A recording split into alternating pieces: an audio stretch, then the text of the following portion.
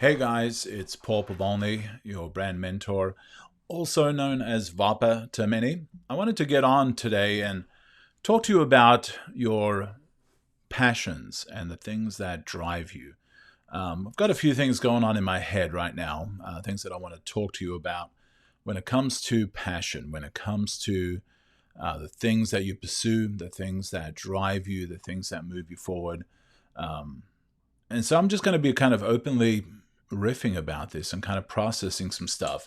Hopefully, you guys are having a great day, and hopefully, this will speak to you and where you're at, especially if you're a creative.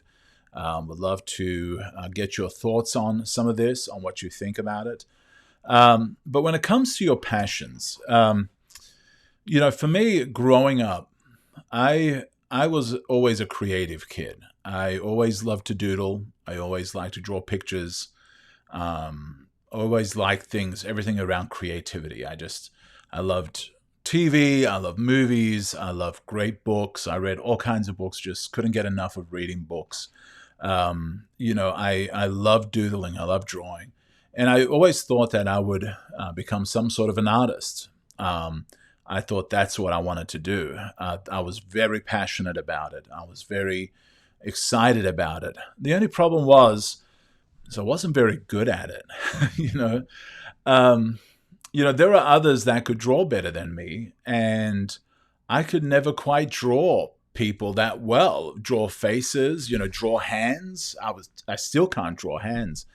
I still can't draw faces. I remember when I was studying art in college, we would do figure drawing, and I was terrible at it. I just could not draw that well. And I remember we had a sculpture class, and in that sculpture class, we actually got a piece of stone, and we had to carve this stone and turn it into something. And I remember wanting to do a leopard or some sort of a panther or something really good. But the problem is, it just kept chipping away and breaking, and it just was not looking at all like a leopard or anything. I ended up turning it into a bunny rabbit, and it was basically the head and some ears, and it was a bunny rabbit. It wasn't meant to be a bunny rabbit. Didn't look a whole lot like a bunny rabbit, but it's what became of it. And so I kind of wrestled with the idea of, here I am passionate about art and creativity and drawing and painting, but I'm not that great at it. So what am I going to do with my life? Like, what am I going to pursue? What is the thing that I'm supposed to do with this creativity, with this thing that I love? And what I discovered at some point in my time at school and time in college was I went for an internship or an apprenticeship, as they used to be called, at a advertising agency in Melbourne, Australia. And so I went to this advertising agency, and this was long time before computers. Just to let you know how old I am, we weren't using computers. We were using overlays. We were using rub down lettering, and I didn't enjoy it a whole lot. But here's the thing that came out of that is I discovered this idea of strategic art. And for me, that excited me. Seeing that you could take art and you could take creativity and you could do it with purpose and do it with intent and do it with a strategy, do it with a point, do it with a hopefully a return on what you've created. You're creating a visual that attracts people to sell a product or whatever it was. And when I saw that, my passion attached itself to a purpose. For me, I needed to know that artwork had a purpose. I could not just draw to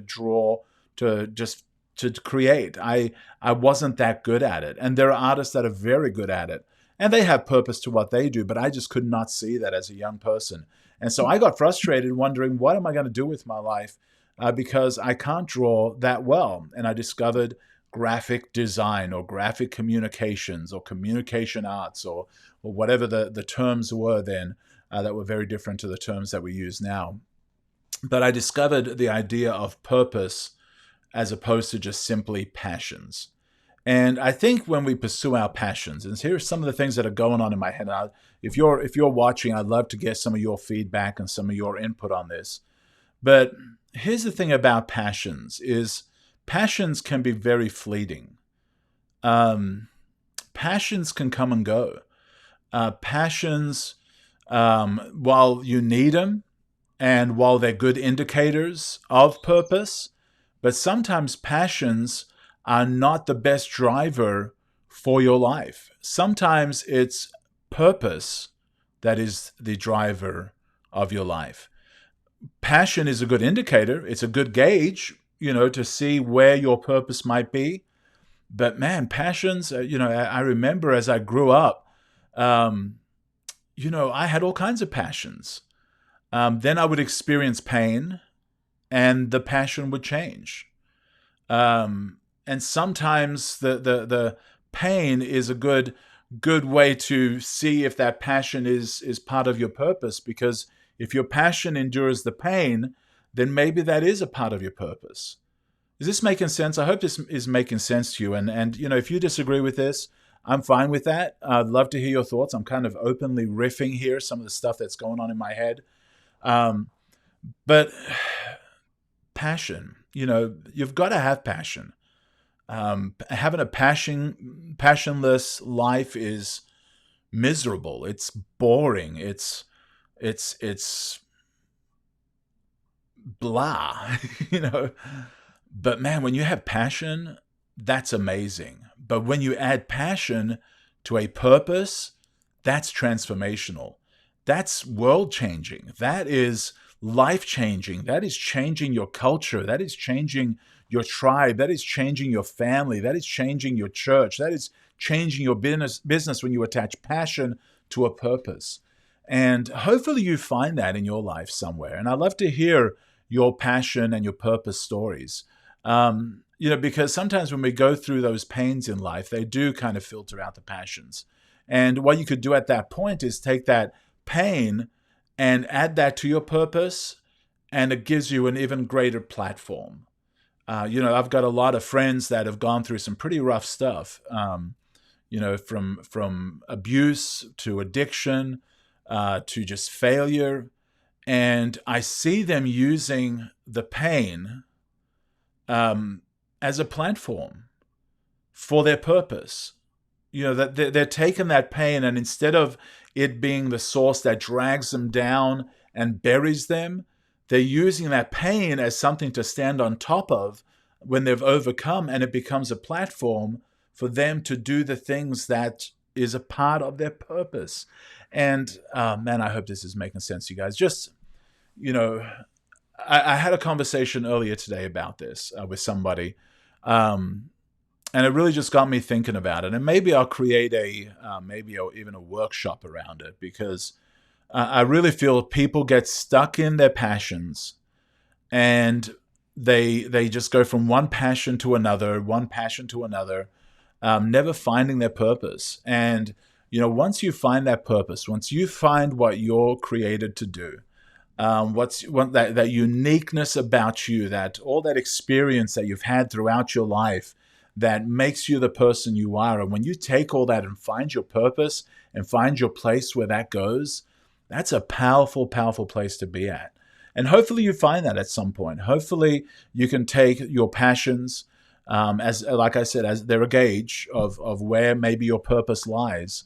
And whatever the pain is that comes in and attacks you and starts trying to pull you down, that you see that pain as, okay, I'm going to take this pain and I'm going to transform it, and it's going to become my platform, and it's going to make my purpose even greater than it ever was. And I want to encourage you with that today. Maybe you've had some pain. Maybe you've had some failure somewhere. Maybe you've had some things that have kind of dragged you down, and you had a passion. You had something that you were just excited about, something that you felt, this is what I'm called to do. This is my mission in life. This is my purpose. But then something happened and it pulled you down. It's made you stumble. It made you,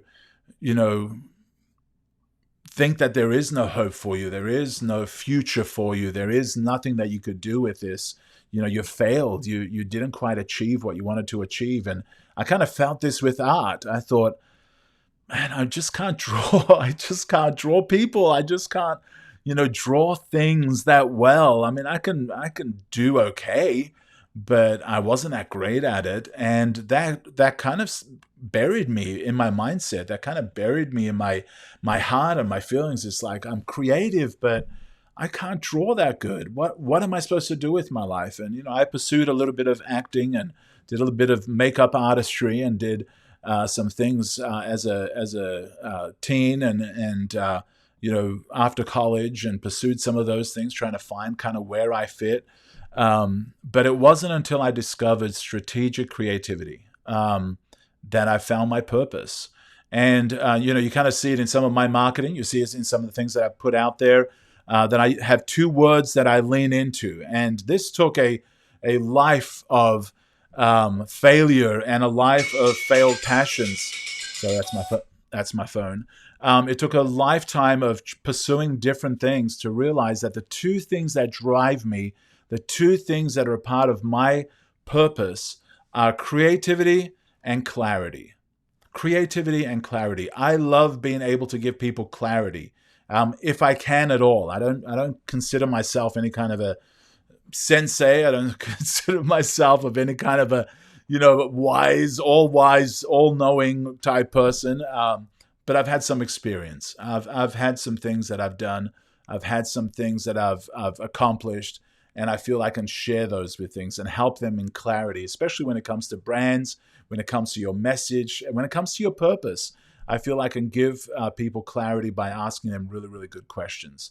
And the second thing is creativity. I love teaching about creativity. I love helping people think more creatively. I've got a workshop I created called Head Smack, which is all about helping people think creatively, even if they don't think they're creative. And that came out of a long journey of discovery as well.